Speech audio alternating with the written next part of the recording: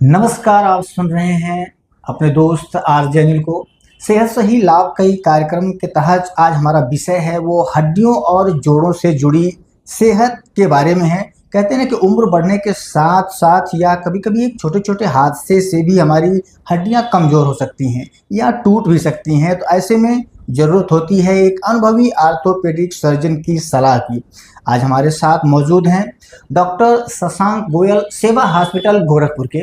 तो सर, हम बातें शुरू करें इससे पहले कि आपका बहुत बहुत स्वागत है हमारे चैनल पर।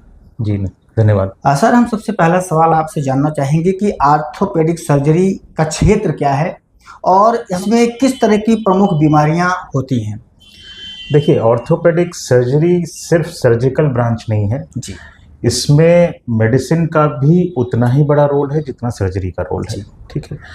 इसके अंदर मुख्यतः देखिए तो हड्डियों की बीमारी, जोड़ों की बीमारी, टेढ़े मेढ़े पैर होना, किसी भी तरह की डिफॉर्मिटी हो, वो पैरों की हो वो हाथों की हो, किसी भी तरह की मांसपेशियों से रिलेटेड कोई बीमारी है, या फिर पेरिफेरल नस मतलब कि हाथ पैर में अगर नसों की बीमारी है तो उसको भी देखा जाता है। जी।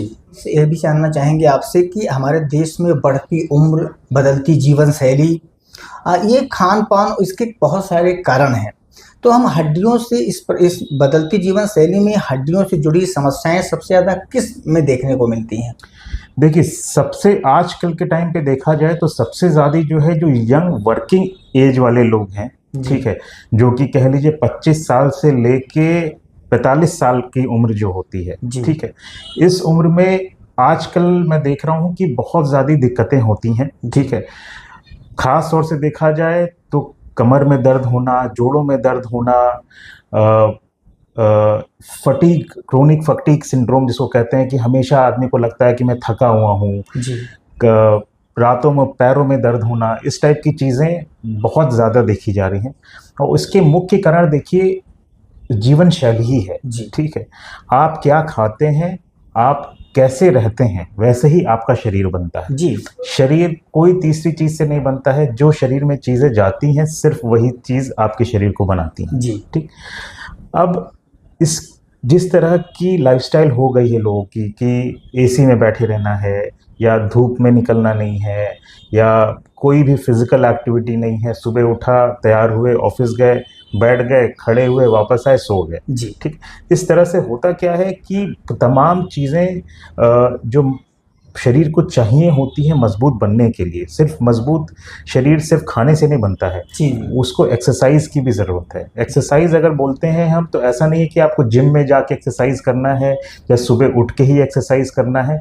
आपकी ओवरऑल फिजिकल एक्टिविटी क्या है, पूरे दिन की दिनचर्या क्या है, वो सारी चीज़ें बनाती हैं आपको मजबूत, आपकी हड्डियों को मजबूत, आपकी मांसपेशियों को मजबूत। और उसमें कहीं ना कहीं कमियां आती हैं जिसकी वजह से सारी प्रॉब्लम्स शुरू आती हैं। सर, हम आपसे ये भी जानना चाहेंगे कि बच्चों और युवाओं और बुजुर्गों से हड्डी और जोड़ से जुड़ी समस्याओं में किस प्रकार का अंतर देखने को मिलता है।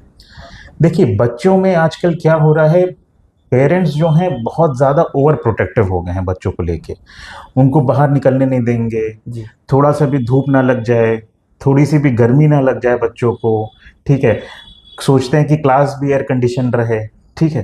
तो ये सब चीज़ें क्या होता है कि बच्चों को अगर आप पूरी तरह से उनके शरीर को सारी एक्टिविटीज़ नहीं मिल रही, वो खेल कूद नहीं रहे हैं, वो गिर नहीं रहे हैं, उनको चोट नहीं लग रही है, तो उनकी ना तो मांसपेशियां मजबूत होगी ना हड्डियां मजबूत होंगी। और हड्डियों को मजबूत रहने के लिए बहुत ज़रूरी है कि आपके अंदर विटामिन डी की अच्छी लेवल मेंटेन रहे। और विटामिन डी सिर्फ और सिर्फ हमें सूरज से मिलता है। ठीक है।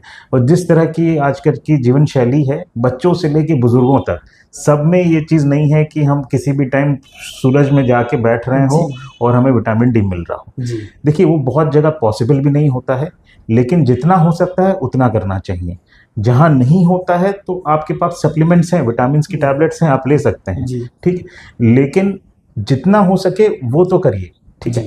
अब बच्चों में देखा जाए तो सबसे ज़्यादा जो दिक्कतें आती हैं वो आती हैं कभी कभी जो एकदम छोटे बच्चे होते हैं, उनके टेढ़े मेढ़े पैर होते हैं, जिनको हम सीटीवी कहते हैं जिसको। ठीक। उसका इलाज होता है आजकल देखा जाए पहले से 20 साल पहले का जो आंकड़ा है और अभी का जो आंकड़ा है उसमें देखा गया है कि ये प्रॉब्लम बढ़ती जा रही है। जी। ठीक है, उसी तरह से बच्चों में फ्रैक्चर की शिकायत वो बढ़ती जा रही है। बच्चों की हड्डियां बहुत मुलायम होती हैं, वो जी। जल्दी फ्रैक्चर नहीं होती हैं। जैसे कि पेड़ की अगर डंठल है, अगर वो मुलायम है, उसको आप मोड़ेंगे तो टूटेगी नहीं, जी। वो मुड़ के सीधी हो जाएगी। जी। बच्चों की हड्डियां वैसी होनी चाहिए, लेकिन वही क्योंकि विटामिन डी, कैल्शियम या फिर एक्टिविटी की कमी होने की वजह से हड्डियां इतनी मजबूत नहीं है कि वो टूट जाती हैं। जी। अगर युवाओं में देखें तो सबसे ज़्यादा दिक्कतें आती हैं नॉर्मल लाइफस्टाइल से रिलेटेड, जैसे कि बैक पेन होना, जी। घुटने में दर्द होना, जी। इन टाइप की दिक्कतें ज़्यादा हैं। क्योंकि फिर वही चीज़, क्योंकि अपने सेहत पे ध्यान नहीं दे रहे हैं, अपने खाने पीने पे ध्यान नहीं दे रहे हैं, फास्ट फूड ज़्यादा खाना, जो आपके शरीर को ज़रूरत है जिस तरह के न्यूट्रिशन की, वो न्यूट्रिशन ना हो पाना, जी। सेडेंटरी लाइफस्टाइल होना कि पूरे दिन बैठे हुए हैं, कोई एक्टिविटी नहीं है, इस टाइप का। अगर बुजुर्गों में आए तो बुजुर्गों में सबसे कॉमन प्रॉब्लम है वो है ऑस्टियोआर्थराइटिस, जी। जिसको हम लोग कहते हैं गठिया रोग। जी। ठीक है, शुरुआत होती है जनरली आपके घुटनों से, और कभी कभी किसी को कूल्हे में भी दिक्कत हो जाती है, और हाथ की उंगलियों में भी इसकी शिकायत हो जाती है। ये जो बुजुर्गों में ये जो प्रॉब्लम है, ये ज़्यादातर देखिए एज रिलेटेड चीज़ है, ना कि आपके लाइफस्टाइल से रिलेटेड उतना है। लेकिन हाँ, अब वो चीज़ जो कि पहले बुजुर्गों में 55 साल 60 साल पे जो चीज़ें होती थी, घुटनों में दर्द होना, गठिया का रोग होना, वो अब मैं देख रहा हूँ कि 45 साल 50 साल पे की लोग आ रहे हैं, उनको जो है घुटनों में गठिया हो जा रहा है। जी। तो ये सब देखिए